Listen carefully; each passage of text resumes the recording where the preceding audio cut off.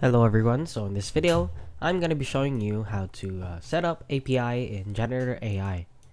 So the first thing that you need to do is simply log into Janitor AI, and you will need to create a character first. So as you can see, mine is this one. So from there, all you need to do is go to your profile here on the top right part of the screen, then click on the third option, which is My Characters. Now from there, all you need to do is click on your character that you want to set the API of.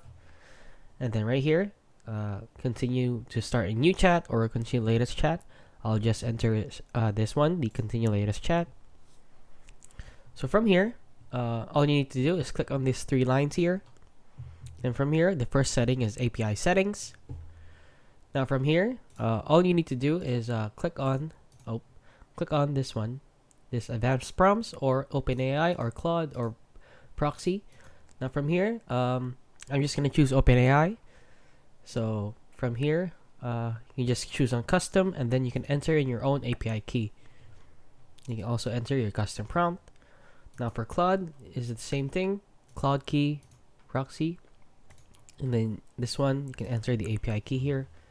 And yeah, that is basically it. That is basically how you set up your API on Janitor AI. That is it. If you found this video helpful, please consider liking and subscribing.